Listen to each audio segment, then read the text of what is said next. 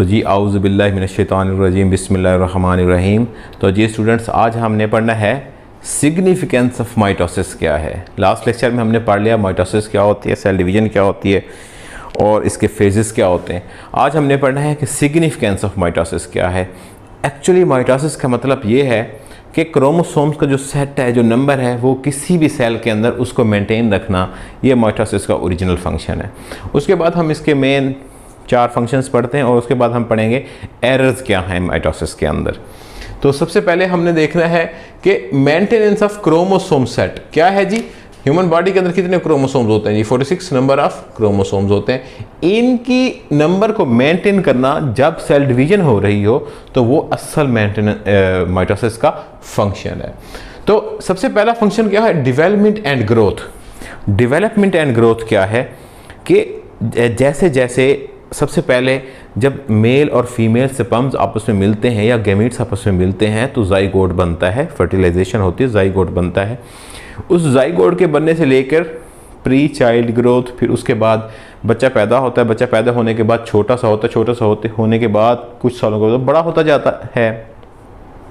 तो बड़ा कैसे होता है? वो ग्रोथ जो है, वो डेवलपमेंट जो है, वो माइटोसिस के ज़रिए हो रहे होते हैं। माइटोसिस 1 से 2 सेल, 2 से 4 हो रहे होते हैं और इस तरह ह्यूमन की बॉडी साइज के अंदर बिगर होती जाती है। Zygote formation to multi cellular organisms. ठीक हो गया जी, ये है हमारी डेवलपमेंट एंड ग्रोथ। उसके बाद आ जाता है जी सेल रिप्लेसमेंट। क्या होता है जी? Cell replacement. सेल रिप्लेसमेंट क्या होता है? सेल रिप्लेसमेंट ये है कि हमारी जो स्किन के सेल्स हैं और हमारे डाइजेस्टिव ट्रैक के सेल्स हैं, ये विदर ऑफ होते रहते हैं, गिरते रहते हैं, मर मर के ख़त्म होते रहते हैं।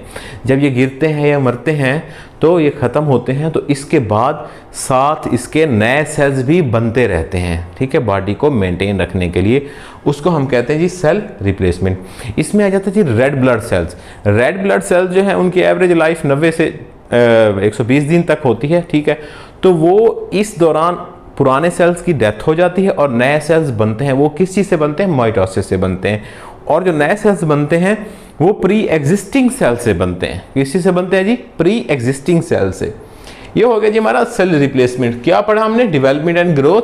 कहाँ से? जाइगोट से लेके मल्टी सेलुलर ऑर्गेनिज्म तक। फिर आगे हमारी सेल रिप्लेसमेंट। सेल रिप्लेसमेंट क्या होती है कि स्किन की और डाइजेस्टिव ट्रैक की विदरिंग ऑफ होती रहती है, उसके बाद नए सेल्स भी माइटोसिस के जरिए बनते रहते हैं। रेड ब्लड सेल्स हमने पढ़ लिए कि ये 4 माह के अंदर ख़त्म हो जाते हैं। जब ख़त्म होते हैं तो नए बनते हैं और वो प्री एग्जिस्टिंग सेल से बनते हैं। उनको हम बोलते हैं क्या है जी? ये सेल रिप्लेसमेंट है। आगे आ जाता है जी रीजनरेशन। रीजनरेशन क्या है?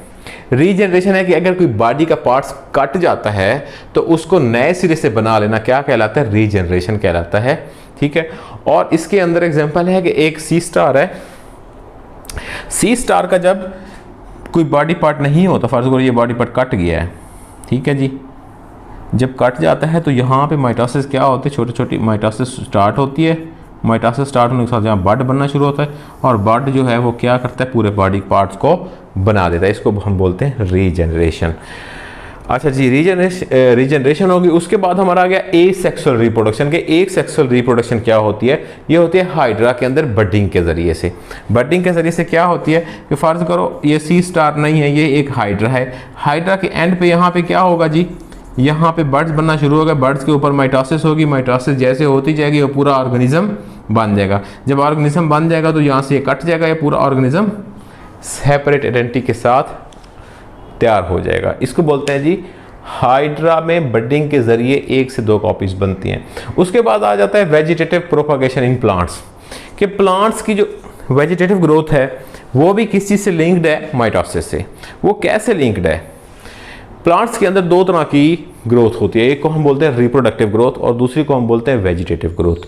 जो रिप्रोडक्टिव ग्रोथ होती है उसके अंदर ओवरी और ओव्यूल की डेवलपमेंट होती है और जो वेजिटेटिव ग्रोथ होती है उसके अंदर स्टेम, गिर्थ, लीव्स और बाकी बॉडी प्लांट के पार्ट्स जो हैं वो प्रोड्यूस होते हैं, तैयार होते हैं। तो ये जो वेजिटेटिव ग्रोथ है जिसके अंदर पौधा अपनी गिर्थ, लंबाई और चौड़ाई को बढ़ाता रहता है, वो किस चीज़ के ज़रिए से होती है? वो माइटोसिस के ज़रिए से होती है। ठीक हो गया जी। अब आगे आ जाता है जी एरर्स इन माइटोसिस। कि अगर माइटोसिस बिल्कुल ठीक तरीके से हो रहा है या हो रही है तो वो तो ठीक है, वेल एंड गुड है, बॉडी बिल्कुल प्रॉपर फंक्शनिंग करती रहती है।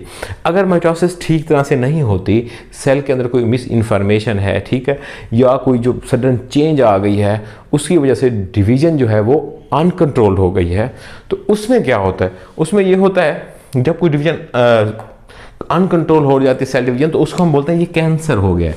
कैंसर क्या है जी? कैंसर की डेफिनेशन क्या है? Uncontrolled cell division. वैसे तो हमारी बॉडी के अंदर कंट्रोल्ड सेल डिवीजन हो रही है ना, हमारे फिंगर का साइज है तो वो ऐसा ही रहना है, ठीक है, बड़े होते जाते हैं तो थोड़ा थोड़ा बड़ा होता जाता है। ये तो नहीं होता कि यहाँ से बढ़ के इतनी लंबी फिंगर हो गई, क्योंकि माइटोसिस बिल्कुल नॉर्मल हो रही है, तो उसके अंदर हमारी जो सेल की आउट ग्रोथ है, एक्स्ट्रा आउट ग्रोथ है, वो नहीं हो रही। तो कैंसर क्या है जी? कैंसर है अनकंट्रोल्ड सेल डिवीजन को हम क्या बोलते हैं जी? कैंसर बोलते हैं। अब एरर्स इन माइटोसिस में क्या है कि अगर कोई म्यूटेशन आ जाती है, म्यूटेशन क्या होती है कि जेनेटिक मटेरियल के अंदर सडन जेनेटिक चेंज आ जाती है, ठीक है। जब वो जेनेटिक चेंज आती है तो वो माइटोसिस को, सेल डिवीजन को इफेक्ट करती है। जैसे ही वो सेल डिवीजन को इफेक्ट करती है तो उसमें दो तरह के प्रॉब्लम्स होते हैं, उसमें ट्यूमर्स बनते हैं। ट्यूमर्स क्या होती है? आउट ग्रोथ होती है सेल्स की। फर्ज करो ये हमारी हाथ की हथेली है, ये बिल्कुल नॉर्मल है, अगर यहाँ पे सेल डिवीजन कंट्रोल्ड नहीं रही, अनकंट्रोल हो गई, तो यहाँ पे छोटा सा आउट ग्रो बन जाएगा। जैसे ही ये आउट ग्रो बनेगा तो ये दो तरह का होता है, एक को हम बोलते हैं बिनाइन ट्यूमर्स और दूसरे को बोलते हैं मैलिग्नेंट ट्यूमर्स। जो बिनाइन ट्यूमर्स हैं वो एक ही जगह पर रहते हैं, याद रखिएगा, जो बिनाइन ट्यूमर्स हैं वो क्या होते हैं? एक ही जगह पर रहते हैं। जो मैलिग्नेंट ट्यूमर्स होते हैं वो एक जगह से दूसरी जगह तक फैलते रहते हैं, ठीक है, और अपने साथ ही टिश्यूज़ को भी डिस्टर्ब करते रहते हैं। इनको हम बोलते हैं जी, ये क्या है? Malignant tumours. अब म्यूटेशन क्या होती है? Sudden change in genetic material, और उसकी वजह से क्या होता है? ट्यूमर्स बनते हैं। ट्यूमर्स कितने किस्म के होते हैं? दो तरह के, बिनाइन एंड मैलिग्नेंट ट्यूमर। और अगर यही कैंसरस सेल जो इन ट्यूमर्स के अंदर मौजूद हैं वो बॉडी के दूसरे पार्ट्स में भी फैलते रहते हैं, तो उस प्रोसेस को हम बोलते हैं मेटास्टेसिस, ठीक है। उस प्रोसेस को हम क्या बोलते हैं जी? मेटास्टेसिस। ये हो गया जी हमारा significance of mitosis. Next lecture में मिलते हैं। अगर आपको ये कुछ समझ आ रही है तो सब्सक्राइब करना मत भूलिएगा, ठीक है जी। कोई अगर क्वेश्चन हो तो कमेंट कीजिएगा, इंशाल्लाह मैं आपको रिस्पॉन्स करूँगा। तो thank you for watching this video. मिलते हैं अगले लेक्चर में।